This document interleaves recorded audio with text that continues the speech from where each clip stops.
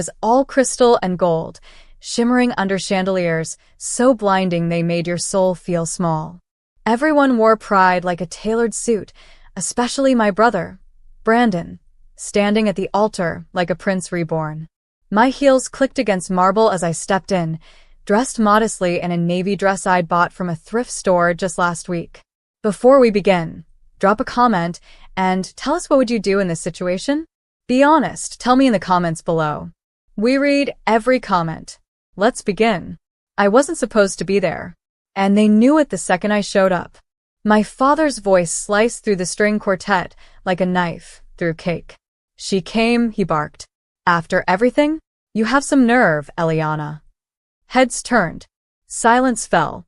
My stepmother, Cynthia, curled her lip like I was dirt on her shoe. You think this is a family reunion? We didn't order extra food for the unemployed.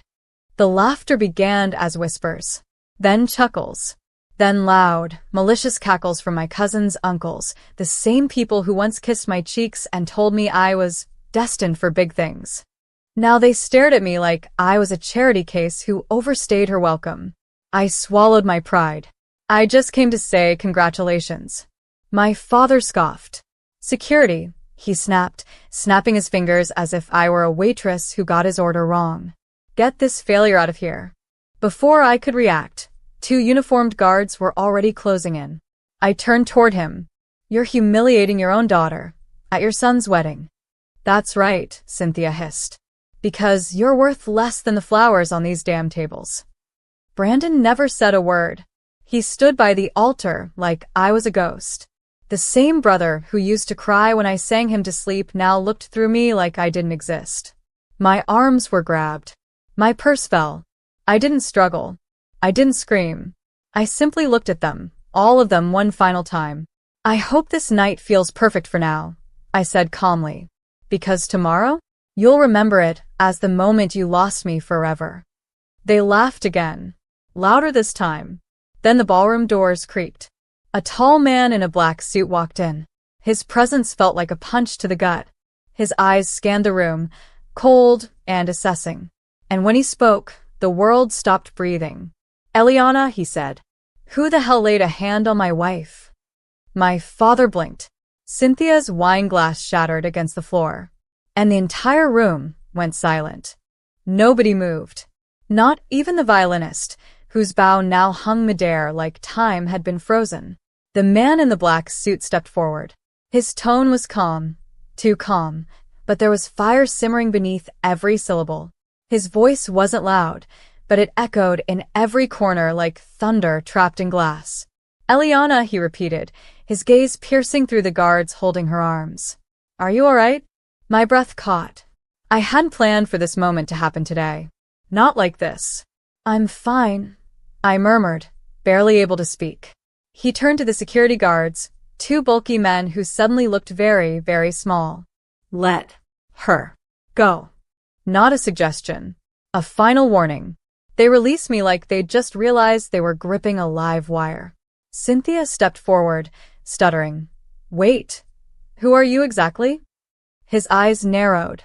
Gabriel Vaughn, he replied smoothly, slipping a card from his pocket and placing it on a silver platter beside a shrimp tower. CEO of Vaughn Atlantic.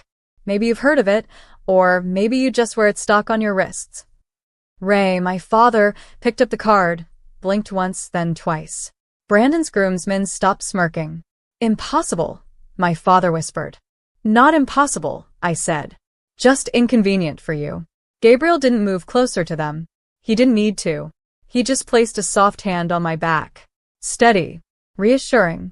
And the room, once filled with sneers and giggles, was now so quiet you could hear someone's watch ticking. You married him? Brandon finally asked, his voice almost a squeak. Cynthia laughed nervously. She's lying. This is a setup. Look at her. Look at him. Gabriel turned to her. I was at the Forbes Gala 3 nights ago. You were there too, Mrs. Carter, if I recall. I remember you quite clearly staring at me while I was on stage. Interesting that you didn't recognize your own daughter-in-law then. Cynthia's face turned a mottled shade of red. And for the record, he added sharply, this woman, your failure, was the only reason I survived last year's lowest quarter. She gave me a strategy that added $270 million to our portfolio. You want to know who she is? He stepped aside and gestured to me. She's the reason I'm still standing. I didn't expect the room to erupt in applause. And it didn't. They just stood there, stunned, as if the walls had turned inside out and the truth came flooding through. I looked at Brandon, whose mouth hung open like a broken hinge. You forgot I existed when your wedding got planned, I said, voice steady but tight with the weight of old wounds. You never sent an invite, but you made sure to put me on the no-entry list. Eliana, he began. Don't, I said. You made your choice. All of you did. My father tried to regain ground. You should have told us you were married to him. Would it have mattered? I asked. Would you have treated me better because I was attached to a rich man? Ray looked down. Cynthia reached for a champagne flute, her hands trembling too hard to grasp it. Gabriel placed a soft kiss on my temple. Then he looked back at the room. We're not staying, he said. We came to return something. He reached into his coat pocket and pulled out a folded piece of paper. Gabriel handed it to me, and I walked forward, holding it with the same calmness my father had once mocked in me as cowardice. I bought the estate, I said, holding it out to Ray. The one you mortgaged to fund this wedding. Ray didn't take it. He couldn't. I also canceled the decorators, Gabriel added. They'll be packing up after dessert. Dead. Silence.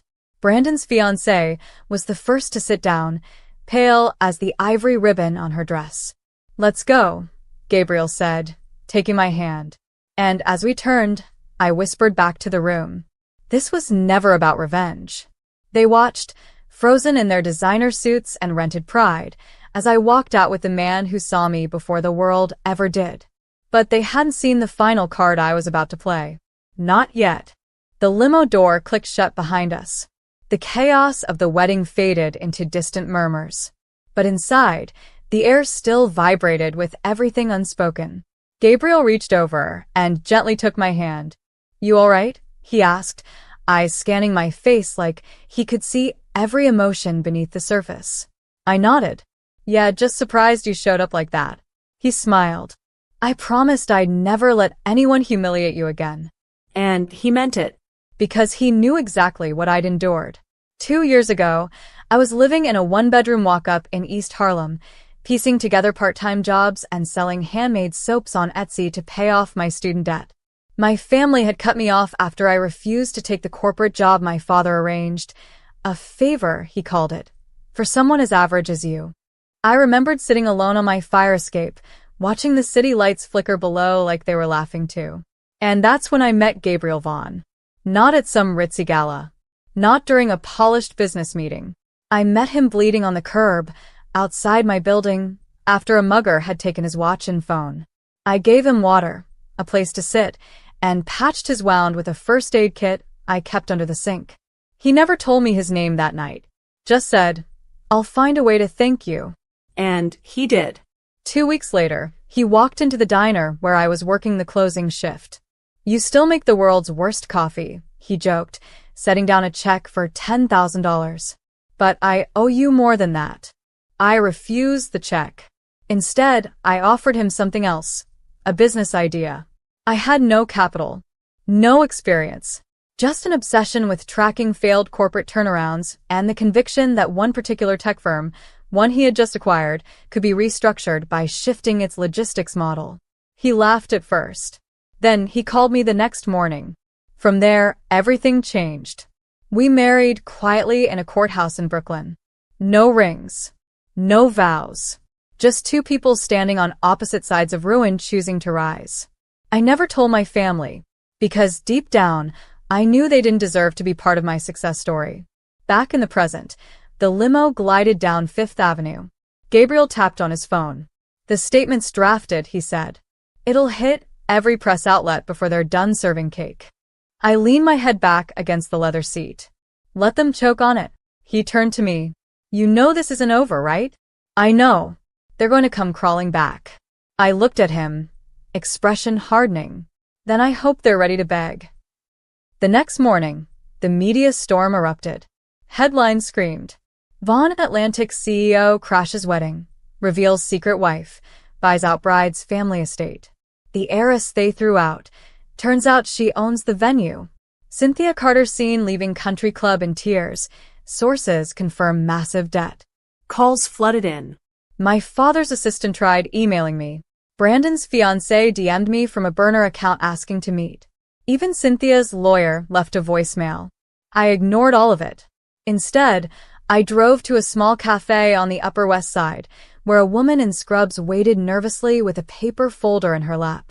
Her name was Vanessa Ortiz, a single mother of 3. One of the dozens of employees at my father's company who'd been forced into unpaid overtime and then laid off without severance. I slid a signed check across the table. This should cover your back rent, your kids' tuition, and 6 months of breathing room. Her hands trembled.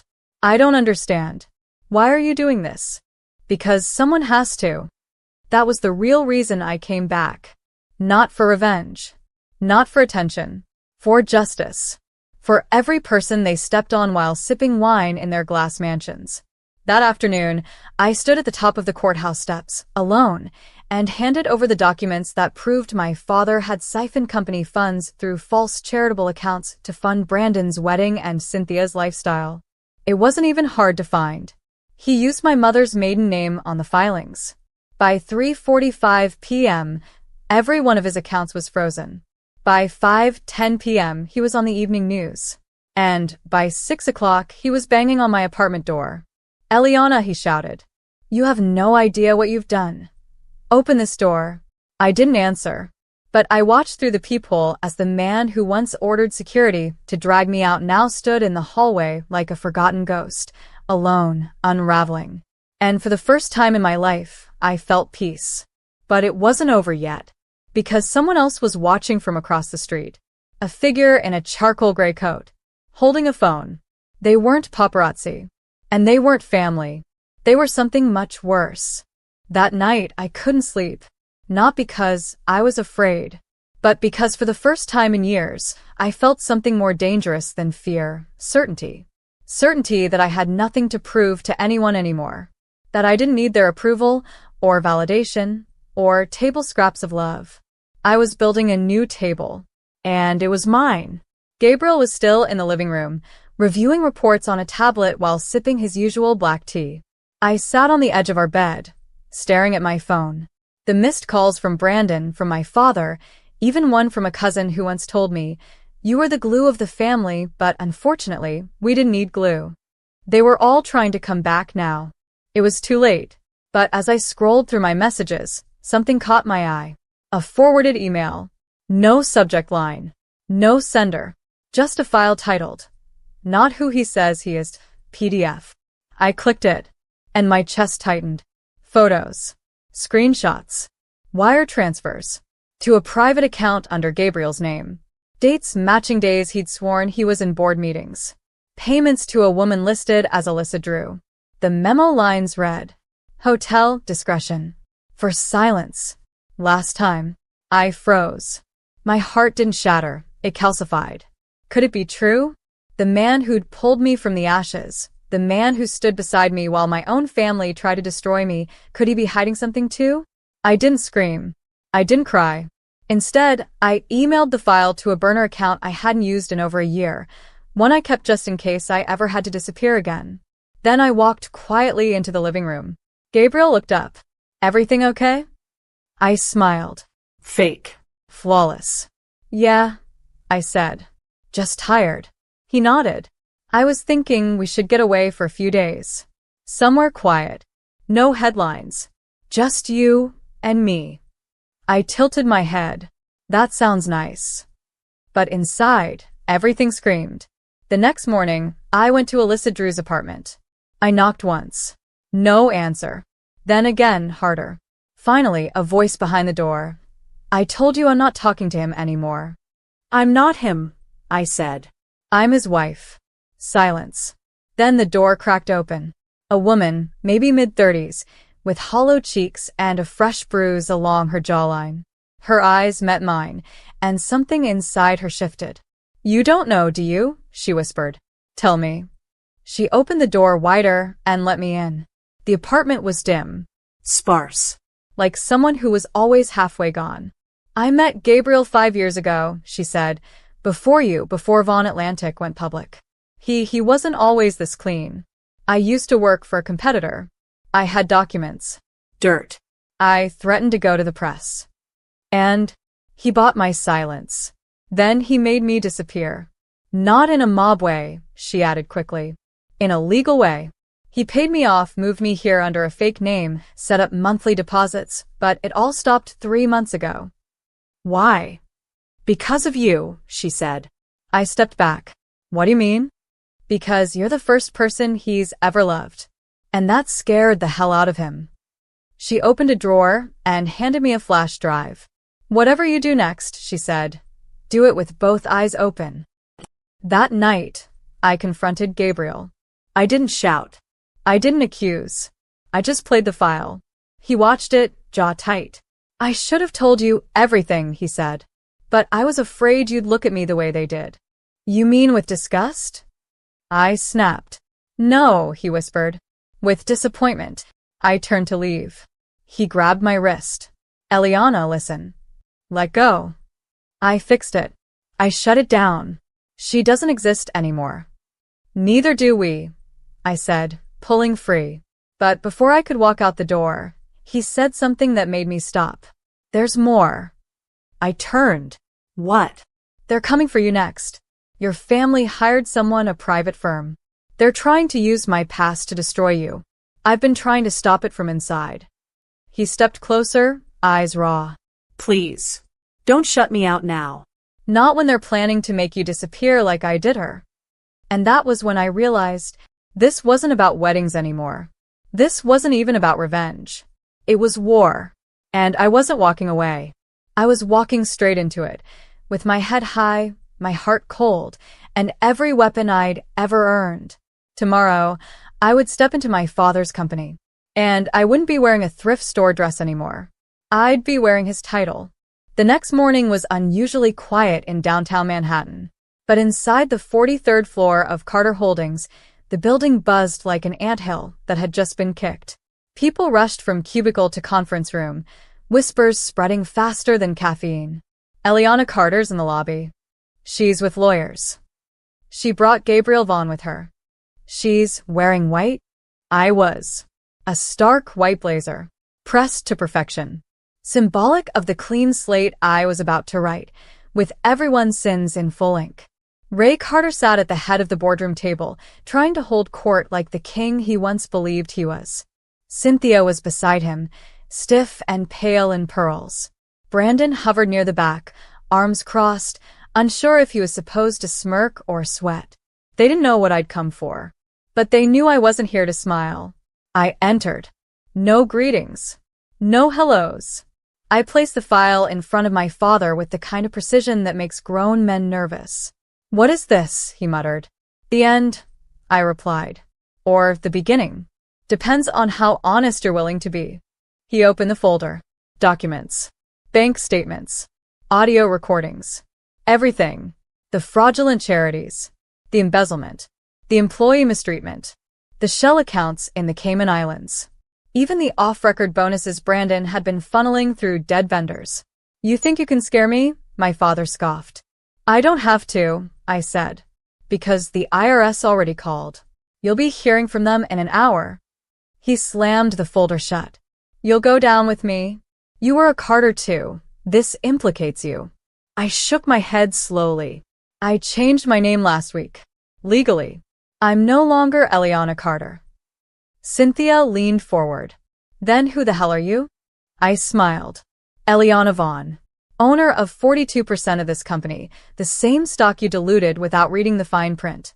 Thanks to Brandon's panic, he accidentally triggered a clause that allowed an external buyer, me, to consolidate shares through Gabriel's firm. Brandon blurted out, "That's not possible. I didn't sign." "You did." I cut in. "While signing your wedding contract. You thought it was a prenup." Gabriel stepped forward and placed a printed slide on the projector. "Here's the merger paperwork," he said, voice sharp as steel. You've all been voted out. Effective immediately. My father turned red. This was a trap. No, I said, voice calm but laced with years of thunder. This was justice. You broke me when I was nothing. And now that I'm something, you think I owe you forgiveness? No. I owe you a mirror. Cynthia stood abruptly. This is your family. You made sure I never forgot that, I whispered. Every time you called me worthless. Every time you sneered at my clothes, laughed at my failures, locked me out of my own mother's house. Her eyes glistened. But there was no regret, only regret for getting caught. Ray tried one last card. I'm still your father. And yet, not once did you act like it. Silence. I turned to leave. But then I paused. One more thing, I said. Everyone froze. I walked to the large wall behind the conference table, where a massive portrait of Ray Carter once hung. I pressed a button, and the painting slid aside, revealing a screen. It blinked on a recorded video. It was Alyssa Drew. She spoke clearly, openly, about how she had been manipulated, paid off, and abandoned by my father years ago, not Gabriel, as I'd originally believed. She'd been a victim of the Carters. Gabriel had taken responsibility out of fear that I'd see his past failure as betrayal, not protection. Ray Carter made me sign my name to fraudulent paperwork to cover his own bad deals, Alyssa said in the video. And when I threatened to go public, he used Gabriel to shut me down. I turned back to the room. This wasn't just revenge, I said. It was redemption, for every life your empire crushed. Ray slumped into his seat. Brandon sat down too, shell-shocked, like a man who suddenly realized he'd backed the wrong horse in a burning stable. I walked out. No tears. No second glances. As Gabriel joined me in the elevator, he asked softly, so what now?